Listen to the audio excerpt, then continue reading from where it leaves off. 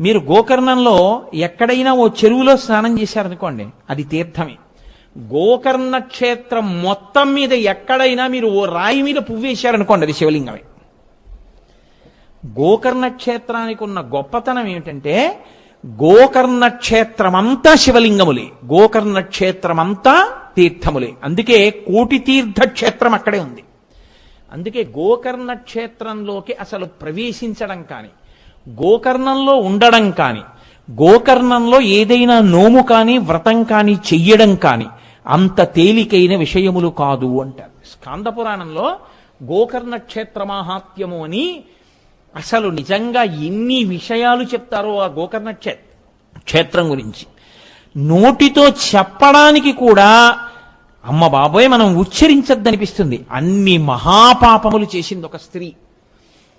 చేసి అంధురాలైపోయింది, కుష్ఠవ్యాధి వచ్చేసింది, తినడానికి తిండి లేక గోకర్ణ క్షేత్రానికి వెళ్ళింది.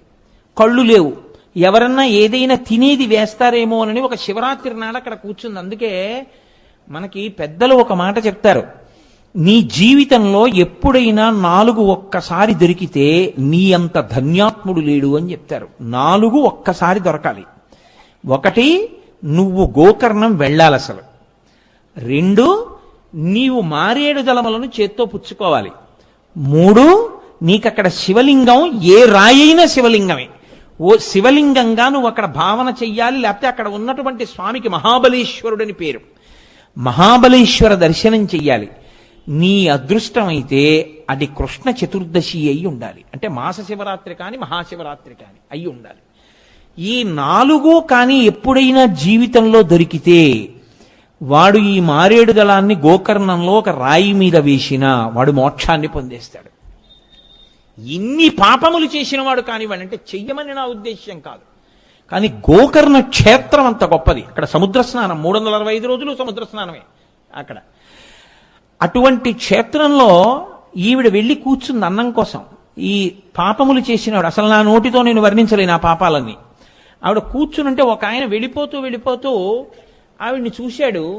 చూసి ఏమో ఎందుకు విసిరాడో తెలియదు, ముట్టుకున్నా పాపం పోతుంది కదా అనుకున్నాడో ఏమో. దర్శనం స్పర్శనం 2 గొప్పవు కదా మారేడు దళం.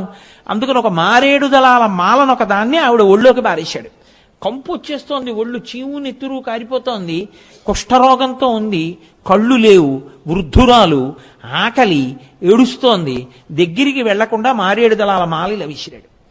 ఆ ఒళ్ళో వచ్చి పడితే ఆవిడనుకుంది అమ్మయ్యా తినేదేదో వేశారనుకుని గబగబా ఆర్తితో దాన్ని ఇలా తడువుకుని తీసి